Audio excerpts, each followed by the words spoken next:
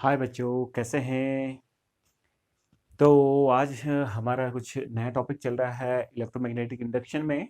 और वो टॉपिक है आपका म्यूचुअल इंडक्शन।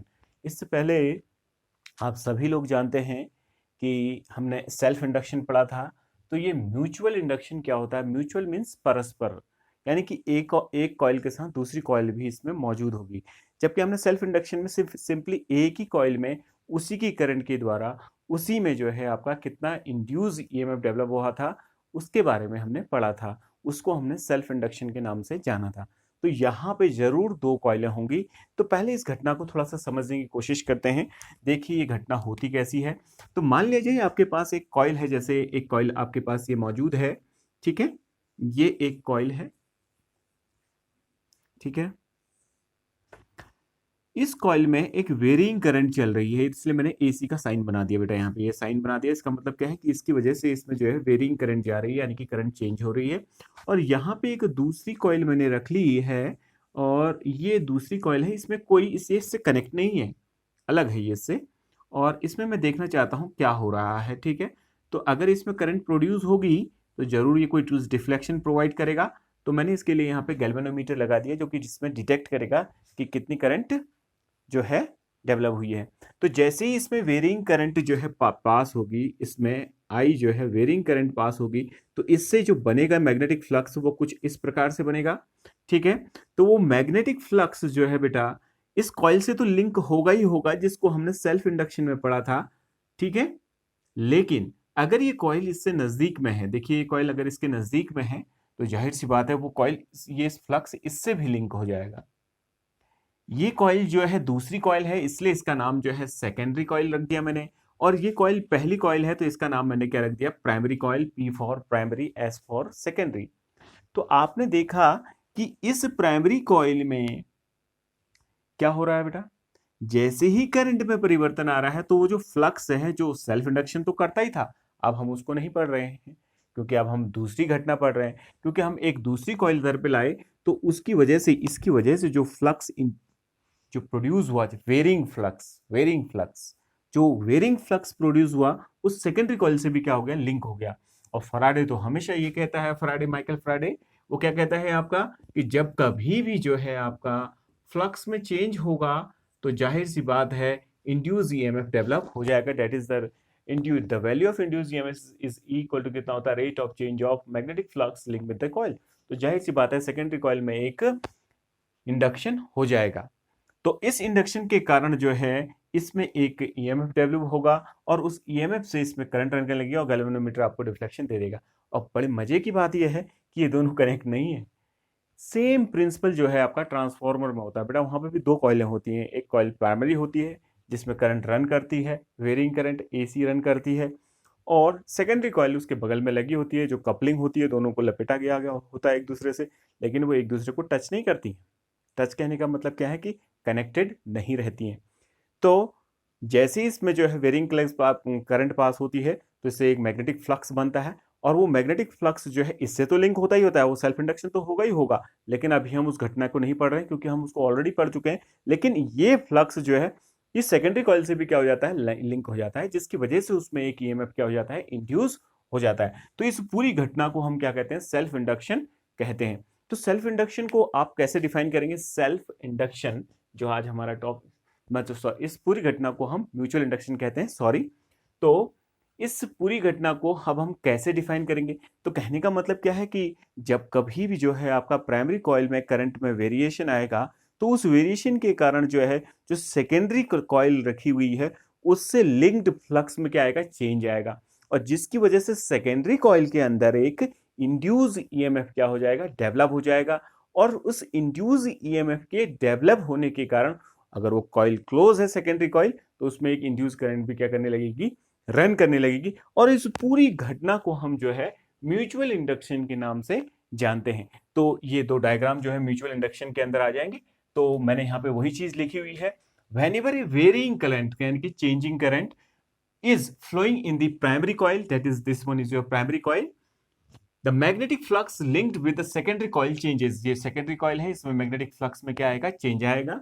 ठीक है, ड्यू टू दिस, इसके कारण an induce EMF is developed in this secondary coil, इस सेकेंडरी कॉइल के अंदर एक इंड्यूस ईएमएफ डेवलप हो जाएगा, and hence an induce current is flowing in the secondary coil. This whole phenomena is called mutual induction. That is whenever a varying current passing through a primary coil, and because of this the flux link with the secondary coil changes, and this because of this yani ki change in flux develop an induced EMF in the secondary coil. If the coil is closed, then an induced current is running in the secondary coil, and this whole phenomena is called in mutual induction. इस पूरी घटना को हम mutual induction के नाम से जानते हैं. तो ये तो था बेटा म्यूचुअल इंडक्शन. अब हम जो है इससे थोड़ा सा आगे के टॉपिक को पढ़ते हैं. इस म्यूचुअल इंडक्शन में क्या क्या आएगा. तो देखिए, कोफिशिएंट ऑफ म्यूचुअल इंडक्शन. अब हम पढ़ रहे हैं coefficient of mutual induction.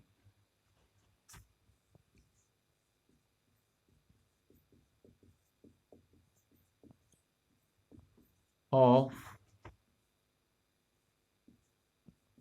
mutual induction.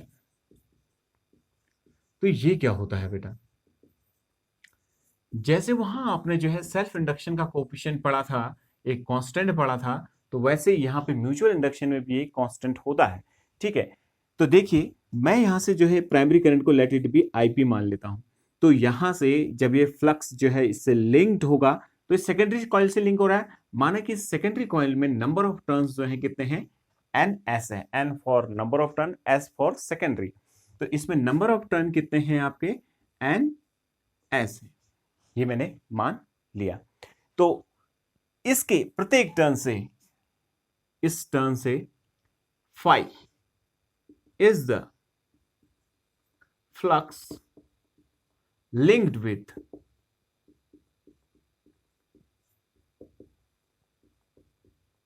each turn of the coil of the secondary coil. SC का मतलब क्या है, सेकेंडरी कॉइल. फाई जो है फ्लक्स लिंक जो है प्रत्येक टर्न से है, जो फाई में बना रहा हूं. Phi is the flux link with each turn of the secondary coil. Secondary coil से प्रत्येक टर्न.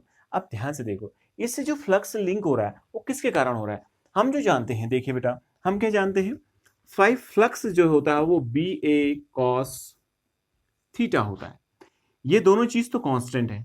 ठीक है, तो ये बी चेंज हो रहा है. क्यों चेंज हो रहा है, देखो B magnetic field is directly proportional to current. Current कहां करंट पास हो रही है, प्राइमरी में, आईपी में. I P, P for primary, primary में. और इसके कारण ये फाई चेंज हो रहा है. तो इसके लिए मैं क्या लिख दिया, फाई. यानी कि फाई जो है बी पर निर्भर है, और ये बी जो है, ये बी जो है आईपी पे निर्भर है. तो यानी कि जो है फाई जो है किस पे निर्भर है, आपका आई पी पे निर्भर है. देखो डिपेंड है आई पी, है कि नहीं है. तो हर टर्न से जो है कितना फ्लक्स लिंक हो रहा है आपका, फाई पी फ्लक्स, मतलब फाई फ्लक्स लिंक हो रहा है. तो total flux link with the coil कितना हो जाएगा बेटा, टोटल फ्लक्स, इसका ये एनएस मैं मान लेता हूं, एनएस. तो total flux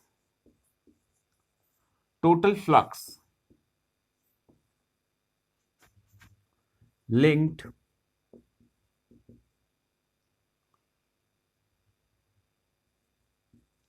with the secondary coil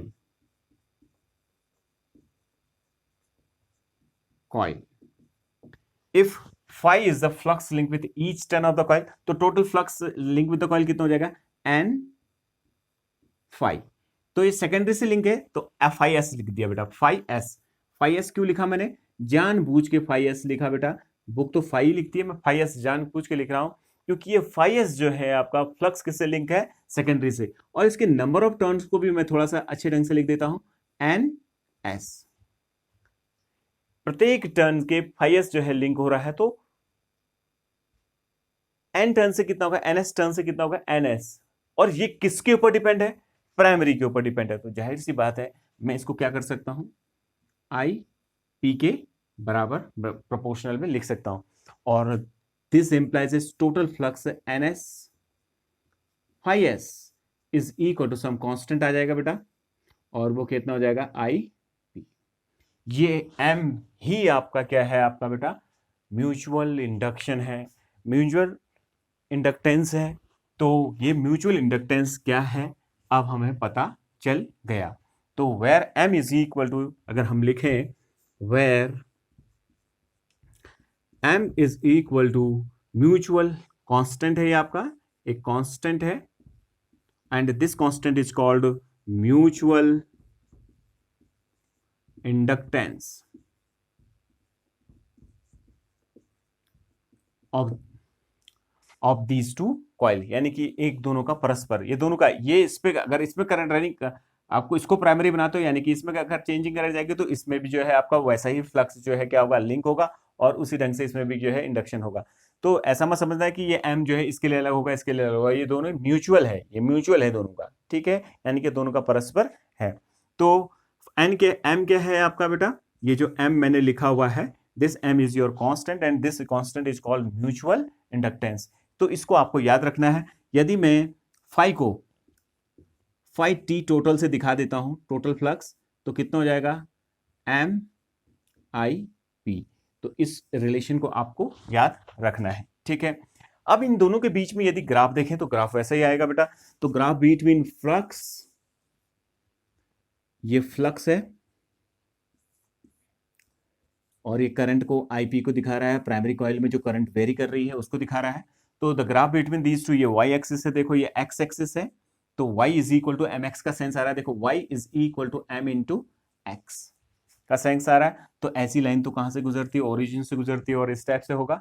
तो इसका स्लोप, इसमें बेटा क्वेश्चन पूछ लेते हैं इसलिए मैं ऐसे बता रहा हूं। स्लोप किसके बराबर होगा, slope is your tan theta होता है। तो वो टेन थीटा, ये थीटा जो है that is your tan theta, tan theta is your perpendicular, perpendicular is your Y axis, and ये क्या है आपका जेड, ये क्या है आपका एक्स एक्सिस क्या है, बेस है। तो वो यहाँ पे कितना हो जाएगा, फाई अपॉन आई पी। तो ये है क्या, स्लोप है क्या कायदे में अगर देखा जाए तो यही तो एम है। क्यों, देखो बिकॉज देखो M is equal to phi upon I P है, M is equal to phi upon I P है, ठीक है। तो इस प्रकार से जो है हमारा ये वाला पोर्शन भी हो गया।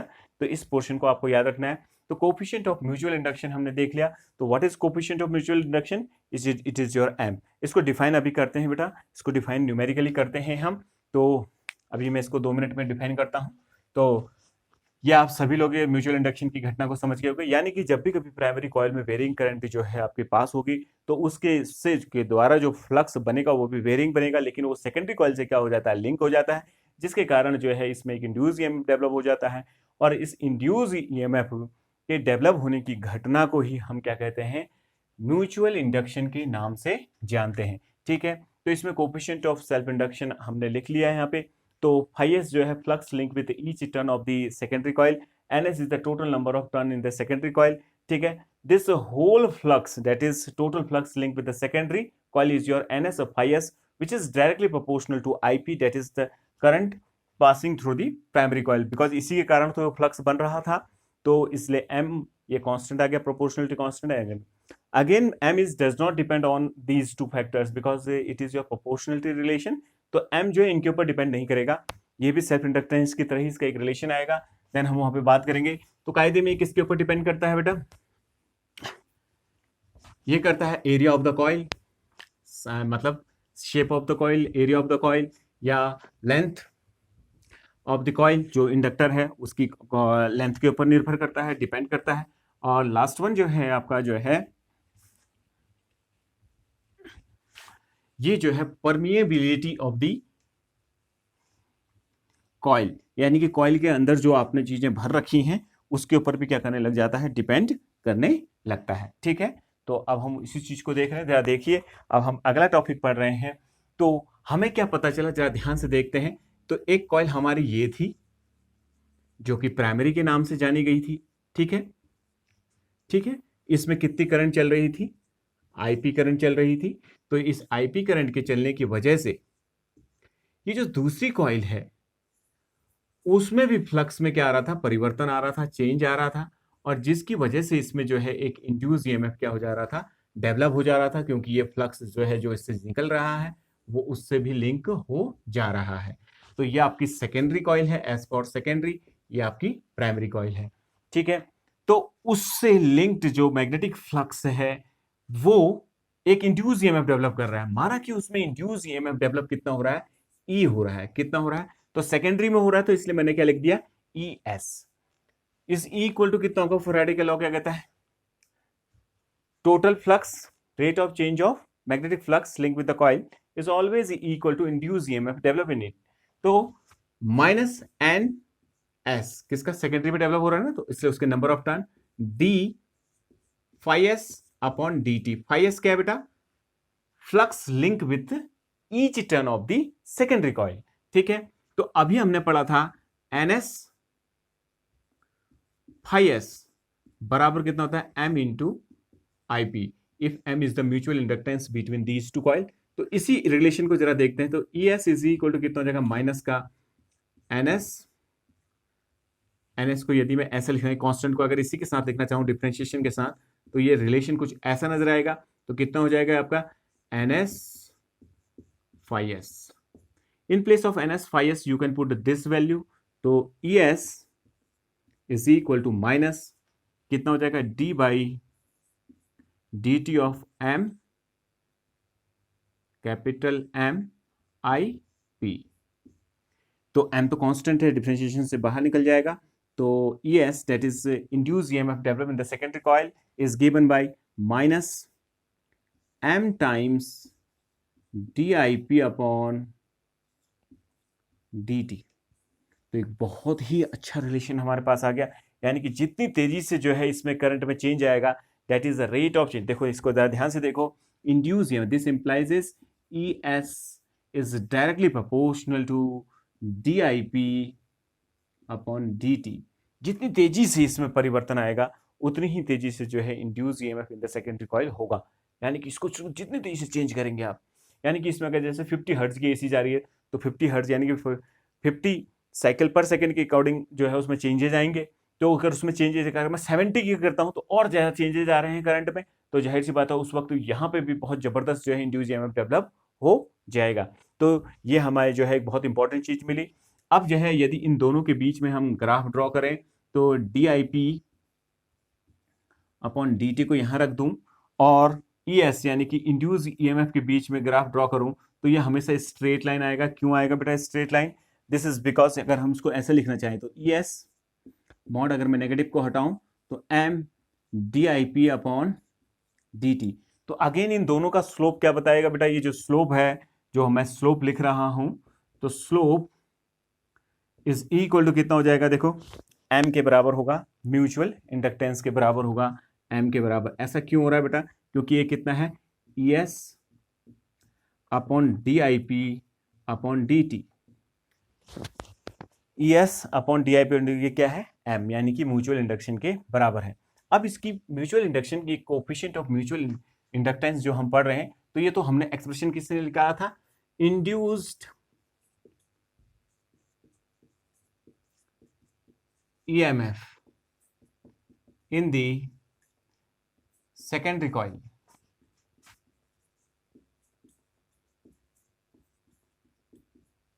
तो सेकेंडरी कॉइल में इंड्यूस EMF का एक्सप्रेशन ये है आपका, ये है आपका negative sign because of Lenz law. तो ये हमारा पहला एक टॉपिक हो गया। अब इसको थोड़ा सा डिफाइन करते हैं बेटा। तो डिफाइन कैसे करेंगे इस टर्म को, उस चीज को देखिए आप, ठीक है। थोड़ा सा ग्राफ भी देखें बेटा, ग्राफ देखना बहुत जरूरी है। बच्चे छूटते हैं इसको, कहते हैं समझ में नहीं आ रहा, नहीं आ रहा है समझ में, तो फिर से दोबारा पूछिए आप, मैं आपको दोबारा बताऊंगा इसी चीज को। तो ये आपका हो गया। अब जरा ध्यान से देखिए, इसमें हम इसको डिफाइन करना चाह रहे हैं। तो न्यूमेरिकल डेफिनेशन, इसकी डेफिनेशन जो है न्यूमेरिकल डेफिनेशन है बेटा, ये numeric definition.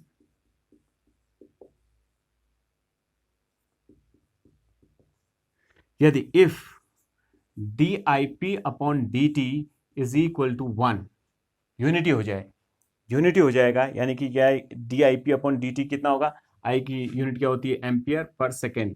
That is rate of change of current in the primary coil become equal to unity. Unity के बराबर हो जाए, तो उस केस में इसको ज़रा ध्यान से देखो, ये 1 हो गया और ये किसके बराबर हो जाएगा, यानी कि ES is equal to M। तो क्या पता चला, that is numerically the coefficient of mutual inductance become equal to induced EMF in the secondary coil if the rate of change of current in the primary coil become equal to unity। कितने के बराबर हो, unity के बराबर हो, तो उस वक्त जो म्यूचुअल इंडक्टेंस होता है इन दो कॉइलों के बीच में, वो इसमें डेवलप्ड जो है इंड्यूस ईएमएफ के बराबर होता है। तो ये हमें यहां से जानकारी प्राप्त हो गई। तो इस टॉपिक को आप लोगों को याद रखना है। अब इसकी यूनिट की बात आती है बेटा, तो यूनिट अगेन इसकी वही होती है हेनरी, ठीक है, डिनोटेड बाय H। और इसकी सेकंड यूनिट क्या होगी, यहां से निकाल सकते हैं, देखो सेकंड यूनिट यहां से निकलेगी, ये कितनी हो जाएगी, वोल्ट, नीचे एम्पियर, ऊपर सेकंड, यानी कि वोल्ट सेकंड पर एम्पियर, ठीक है। और भी यूनिट्स निकाल सकते हैं। आपने एक और चीज देखी थी, तो 5T total is equal to कितना था, M इंटू IP। एक रिलेशन ये भी देखा था, यहां से यूनिट निकाले तो वेबर पर एम्पियर, या क्या निकाल सकते हैं, एंड वेबर पर एम्पियर, ठीक है, इतना याद रखना है। लेकिन आपको ये चीज जो है मिली हेनरी में भी नजर आएगी। Milli henry is equal to 10⁻³ henry, 1 micro henry is equal to 10⁻⁶ henry, 1 nano henry is equal to 10⁻⁹ henry. तो ये इसकी यूनिट्स हैं, तो इसको आप लोगों को याद रखना है। ये सब ऐसा यूनिट्स में मैं काम कर रहा हूं, तो आप लोग लिख सकते हैं इसको। तो इंड्यूस ईएमएफ कितना होता है आपका, ES is equal to -M/dIp/dt। इसको आपको याद रखना है, माइनस साइन इसमें बिकॉज ऑफ लेंज लॉ आ रहा है, ठीक है। तो इसमें हमने इतनी जानकारी आज की ले ली, लेकिन अब मैं जो है कुछ चीज करा रहा हूं जिसको मैंने प्रीवियस लेक्चर में भी बताया था, लेकिन उसमें म्यूचुअल इंडक्शन को इंट्रोड्यूस करते हुए नहीं बताया था। मैंने कहा था कि ये कॉइलें जो हैं दूर दूर हैं, तो जैसे दो कॉइलें रखी हैं, आपने मेरे प्रीवियस लेक्चर को देखिए, आपको पता चलेगा उसमें। जैसे हमारे पास दो कॉइलें हैं, मान लिया जाए ये दो कॉइल हैं आपके पास, दो सोलेनॉइड है, ठीक है, ये दो सोलेनॉइड है आपकी, ये देखो ये दो सोलेनॉइड है, इसमें जो है टर्न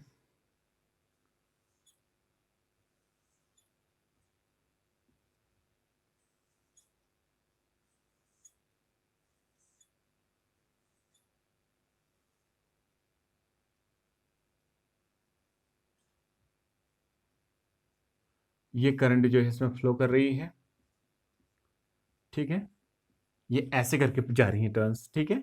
और सेम सीक्वेंस में जो है आपकी ऐसे करके, ये ऐसे करके, ऐसे करके ये हो गया, तो ये ऐसे करके निकल गया। एक कॉइल ये लगी हुई है और दूसरी कॉइल ये हम यहाँ पे बना रहे हैं अब आपकी, ठीक है। सेम सीक्वेंस में उसमें भी जो है करंट फ्लो कर रही है।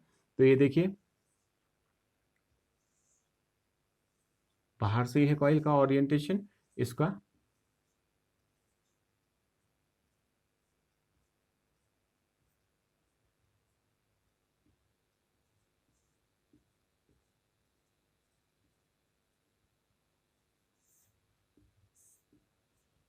ठीक है, ये हो गया।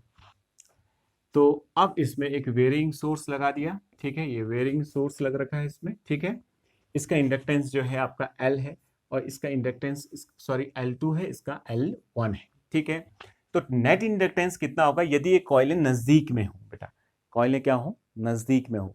इससे पहले जो हमने किया था, जब ये दूर दूर होती हैं तो नेट इंडक्टेंस सीरीज में कितना होता है आपका, तो हम इसके कॉम्बिनेशन ऑफ इंडक्टर्स पढ़ रहे थे, तो हमने पढ़ा था, देखो कॉम्बिनेशन ऑफ इंडक्टर्स में ऑफ इंडक्टर्स पढ़ा था।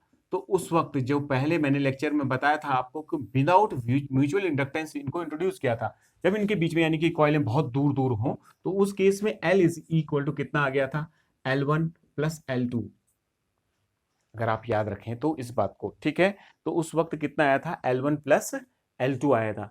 लेकिन अब ये कॉइलें नजदीक हैं, तो जाहिर सी बात है इसका फ्लक्स इससे भी लिंक होगा। जैसे इससे जो फ्लक्स बनेगा बेटा, ये जो फ्लक्स बन रहा है, देखिए ये जो फ्लक्स बन रहा है, तो ऐसे करके बना रहा है,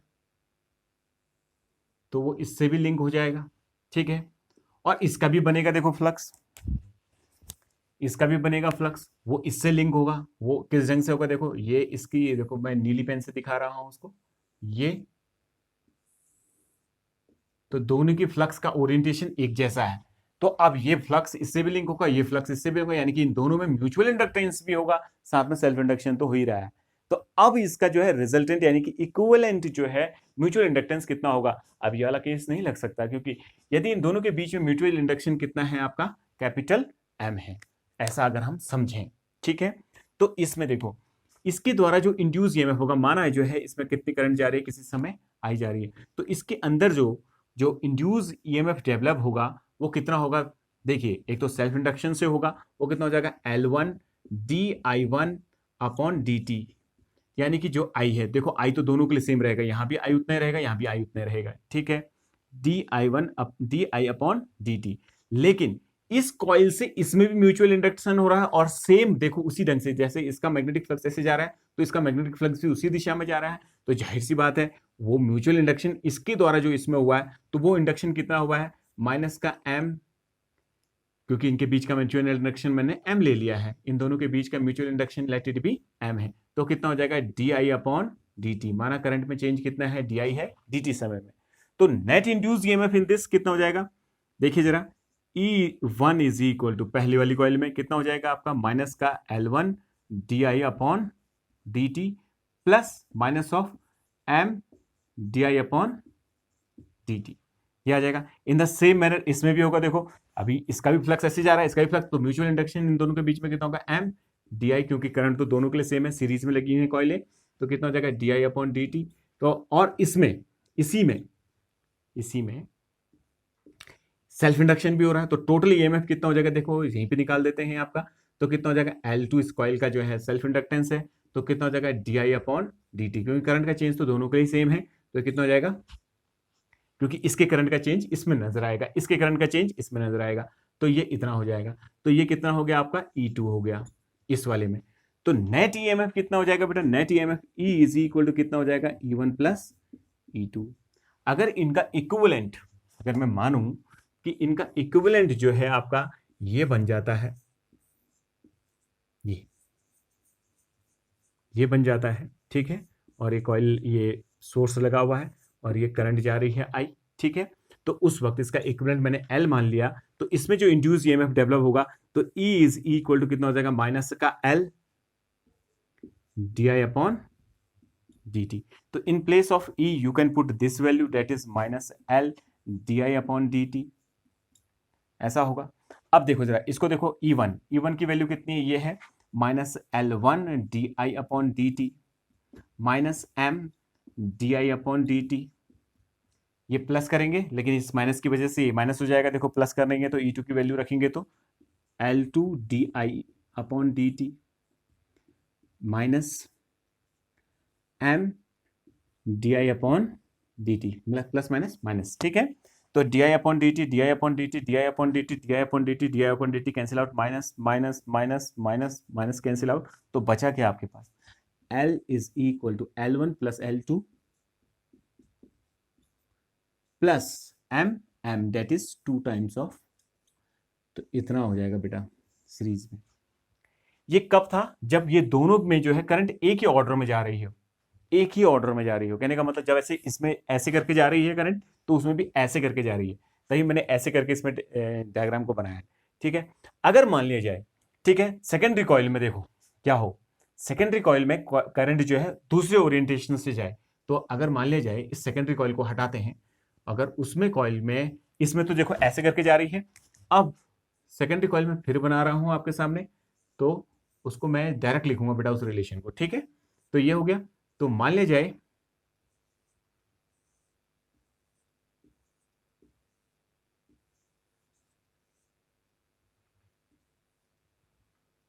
अब करंट जो है ऐसे जा रही है, देखो सेकेंडरी में ओरिएंटेशन चेंज कर दी, करंट उल्टी दिशा ऐसे करके जा रही है, पहले वाले में ऐसे करके जा रही है, पहले वाले में ऐसे करके जा रही है, और सेकेंडरी में ऐसे करके जा रही है, ठीक है, दूसरे ढंग से जा रही है, ठीक है। तो जाहिर सी बात है इसने मैग्नेटिक फ्लक्स कैसा बनाया, ऐसे करके बनाया प्राइमरी ने, और ये मैग्नेटिक फ्लक्स कैसे बनाएगा, ऐसे बनाएगा सेकेंडरी वाला। रेड पेन से दिखाता हूं मैं आपको। सेकेंडरी वाला मैग्नेटिक फ्लक्स कैसे बनाएगा, इस ढंग से, ये इस ढंग से दिखाएगा।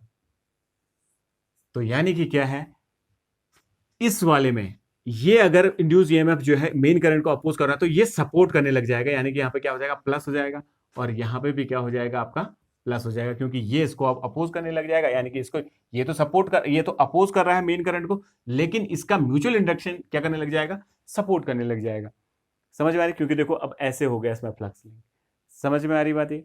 तो जो हमारा ये प्लस था वो क्या हो जाएगा, ये प्लस, ये भी प्लस हो जाएगा। जब हम इसमें माइनस साइन कॉमन निकालेंगे तो ये रिजल्ट अब हमको ऐसा नजर आएगा, L is equal to L1 plus L2 minus of 2 times of M। इसलिए बुक क्या करती है बेटा, इस रिलेशन को ऐसे लिख देती है। देखिए कैसे लिखती है, L is equal to L1 plus L2 plus minus 2M। Plus कब होगा, जब ये और ये इसमें दोनों की में एक ही ओरिएंटेशन से करंट एंटर करे, और माइनस कब होगा, जब इसमें अलग ढंग से करे करंट एंटर, यानी कि कहने का मतलब ये जब इसको सपोर्ट ना करे, इसका म्यूचुअल इंडक्टेंस इसको सपोर्ट ना करे। समझ में आ रही है बात ये सभी को। तो ये हमें जो है याद रखना है। तो इस रिलेशन को हमको याद रखना है। जनरली आपके इसमें प्लस M करके ही आएगा ये वाला, तो जबकि सपोर्ट कर रहा हो। तो ये हमारा हो गया। अब जो है ये था सीरीज कॉम्बिनेशन। इसके किसके लिए था ये आपका, ये फॉर्मूला किसके लिए है आपका, फॉर सीरीज कॉम्बिनेशन।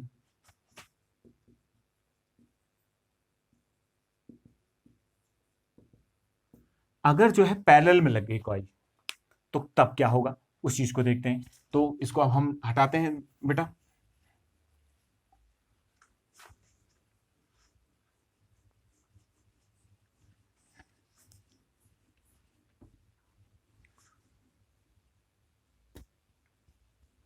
तो आपने देखा, अगर म्यूचुअल इंडक्टेंस नहीं होगा तो ये हटा दोगे तो यही रिलेशन आ जाएगा। देखो आ जाएगा नहीं आ जाएगा। तो जब दूर होंगी कॉइलें, तो अब मैं पैरेलल कॉम्बिनेशन कर रहा हूं। जब ये सीरीज में थी तब हमने देख लिया।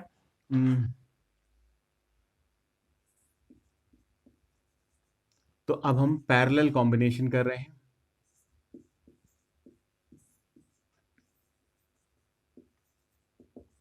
तो पैरेलल कॉम्बिनेशन में क्या होता है उस चीज को देख रहे हैं, ठीक है। तो माना एक कॉइल ये है आपकी,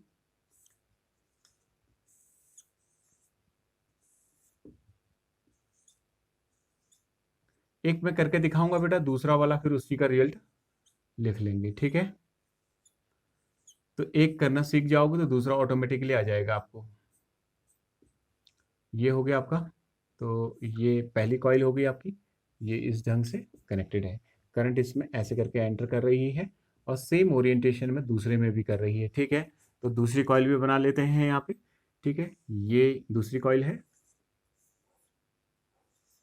दूसरा इंडक्टर है। तो अगेन सेम थिंग,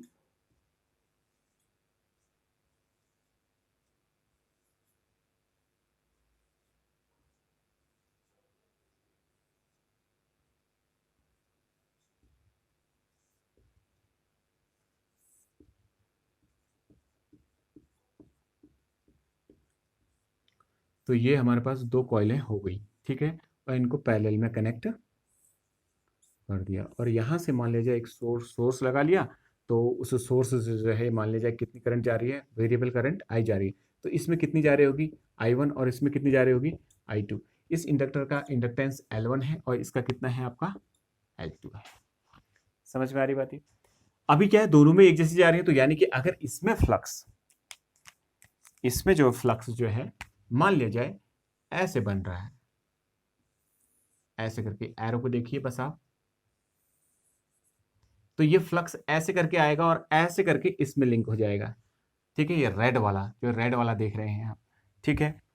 और इसमें फ्लक्स कैसे बन रहा है, इसमें भी वैसे ही बन रहा है। देखिए अब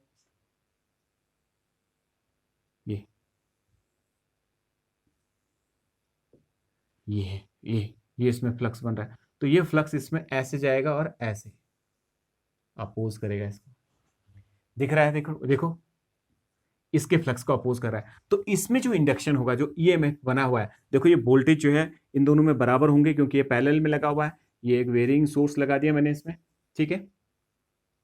इसमें वोल्टेज कितना होगा, सबसे पहले देखते हैं करंट को लिखते हैं, तो current I is equal to कितना हो जाएगा I1 plus I2। Now differentiating these two, तो कितना हो जाएगा DI upon DT is equal to DI1 upon DT plus DI2 upon DT।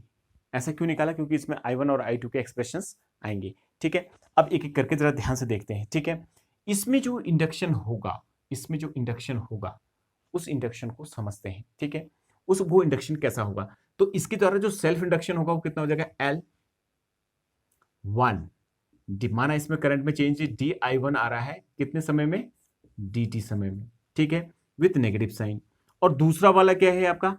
ये वाला जो है लेकिन क्या कर रहा है? सपोर्ट कर रहा है इस करंट को, क्योंकि ये उल्टी दिशा में है। इसको जो है अपोज नहीं कर रहा है, सपोर्ट नहीं कर रहा है, मेन करंट को सपोर्ट कर रहा है ये वाला। तो जाहिर सी बात है ये क्या होगा आपका? प्लस में होगा, यानी कि ये भी माइनस में अगर हम लिखना चाहें लेंज के लॉन्ग से DI किसकी वजह से हो रहा है ये? इसकी करंट की वजह से, I2 की वजह से, तो I2 अपॉन DT। ठीक है, तो अगर ये जो है अपोज कर रहा है तो ये सपोर्ट कर रहा है, तो दोनों में माइनस माइनस लगा सकता हूं। अगर मैं इसको पॉजिटिव ले लेता हूं तो इसको क्या लेना पड़ेगा? नेगेटिव। तो मैं इसको नेगेटिव ले लेता हूं और इसको क्या ले लेता हूं? पॉजिटिव ले लेता हूं। तो नेट EMF इसमें कितना हो जाएगा बेटा? ध्यान से देखिए, E बराबर इतना हो जाएगा। ठीक है, इन द सेम मैनर इसमें भी होगा, देखो L2 वाले में। ठीक है, कैसे होगा? देखो जरा ध्यान से, इसका सेल्फ इंडक्टेंस कितना होगा? L, इसमें करंट में चेंज कितना आ रहा है? DI2 upon DT। फिर ये देखो इसका फ्लक्स ऐसे जा रहा है, जबकि ये फ्लक्स ऐसे सेल्फ इंडक्शन का तो इसी के द्वारा, इसी के द्वारा, लेकिन म्यूचुअल इंडक्शन इसकी करंट की वजह से होता है। तो कितना हो जाएगा? M DI2 DI1, सॉरी, क्योंकि वो I1 करंट से हो रहा है, क्योंकि I1 करंट से म्यूचुअल इंडक्टेंस इसमें हो रहा है, बराबर अपॉन DT। ये आ गया। लेकिन अगर मैं इसको जो है अपोज में ले रहा हूं तो इसको सपोर्ट, ये सपोर्ट कर रहा है इस मेन करंट का। ठीक है, तो अगर मैं इसको नेगेटिव लेता हूं तो इसको पॉजिटिव, अगर इसको नेगेटिव लेता हूं तो इसको पॉजिटिव लेना पड़ेगा। तो मैं क्या करता हूं? इसको पॉजिटिव ले लेता हूं, इसको नेगेटिव ले लेता हूं, तो नेट EMF कितना आ जाएगा? इतना। ये भी E होगा। क्यों होगा E के बराबर? क्योंकि ये पैरेलल में कनेक्ट है, तो नेट EMF यहाँ पे कितना डेवलप होगा? E होगा A और B के अक्रॉस में। ठीक है, तो ये दो एक्सप्रेशन हमारे पास आ गए हैं, इनको हम यहाँ पे लिख लेते हैं जरा। तो E इज इक्वल टू, पहला एक्सप्रेशन कितना आया है आपका? L1 DI1 upon DT plus, sorry, minus M times of DI2 upon DT। दूसरा एक्सप्रेशन क्या आया है? E is equal to L2 DI2 upon DT minus M times of DI1 upon DT। अब ये सॉल्व करना है बेटा, इसको सॉल्व करना है। मैं चाहता हूं कि I2 और I2, अब मुझे I1 चाहिए, देखो ये I1 चाहिए। ठीक है, तो जाहिर सी बात है, जैसे आप लोग 10th में करते थे, देखा होगा, तो दो वेरिएबल को सॉल्व कैसे करते थे? तो मल्टीप्लाई करके इक्वल करके जो है इनके एक वेरिएबल को इक्वल करके उसको कैंसिल कर लेते थे। तो इन दो वेरिएबलों को इक्वल करना चाहता हूं, तो जाहिर सी बात है इसके पास M नहीं है, तो नीचे वाली इक्वेशन को किससे मल्टीप्लाई कर दिया? M से मल्टीप्लाई कर दिया। और ऊपर वाली इक्वेशन, इसमें क्या है? L2 नहीं है, तो ऊपर वाली इक्वेशन को किससे मल्टीप्लाई कर दिया? L2। ये जो लिखा हुआ है यानी कि इससे पूरा मल्टीप्लाई हो रहा है। जब ये इससे मल्टीप्लाई होगा तो कुछ ऐसा नजर आएगा। देखो ये इससे मल्टीप्लाई होगा तो कितना हो जाएगा? ऐसे करके यहां पे लिख दे रहा हूं शॉर्ट करके, तो कितना हो जाएगा? L2E is equal to L1, और ये L2 भी मल्टीप्लाई हुआ, L2 DI1 upon DT minus M L2 DI2 upon DT। ऐसा आ जाएगा। इन द सेम मैनर देखो, अगर मैं M को मल्टीप्लाई करता हूं, इस M को जो है इससे मल्टीप्लाई कर देता हूं, तो कितना हो जाएगा? M times of E is equal to, M times of E is equal to कितना हो जाएगा? M L2, ठीक है, DI2 अपॉन DT। ठीक है, minus M into M square, इससे M से मल्टीप्लाई होगा तो M स्क्वायर वाला M कितना हो जाएगा? DI1 upon DT।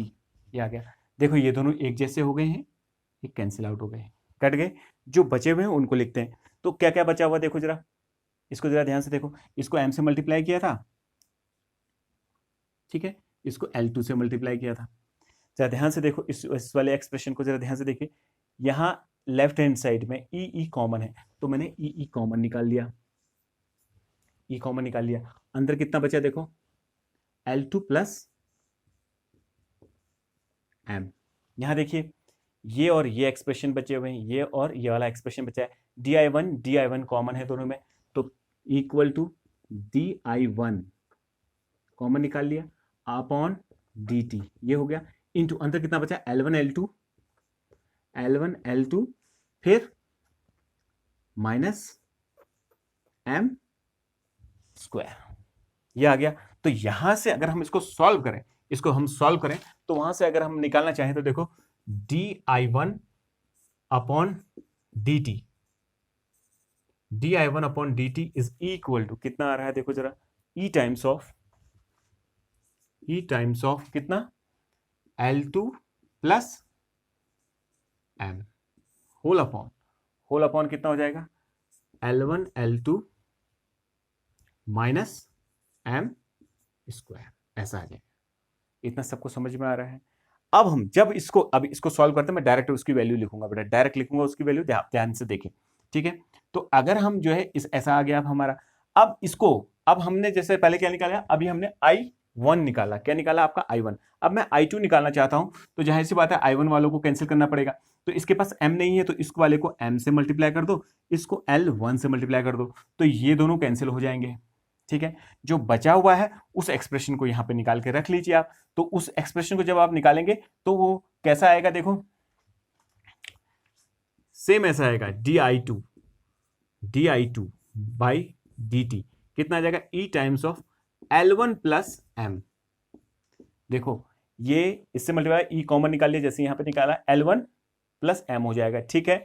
ये आ गया इक्वल टू अपॉन, नीचे क्या हो जाएगा देखो, ये और ये बच रहे हैं, इससे L1 L2 हो रहा है, di2 कॉमन आ रहा है, यानी कि L1 L2 आ रहा है। देखो L1 L2 आ रहा है, और दूसरा क्या हो रहा है, ये इससे मल्टीप्लाई हो रहा है, m स्क्वायर हो जा रहा है, तो माइनस का m स्क्वायर, ये तो आपका आ गया। यानी कि I1 और I2 ये जो वैल्यूज हैं, ये वैल्यूज आ चुकी हैं, ठीक है।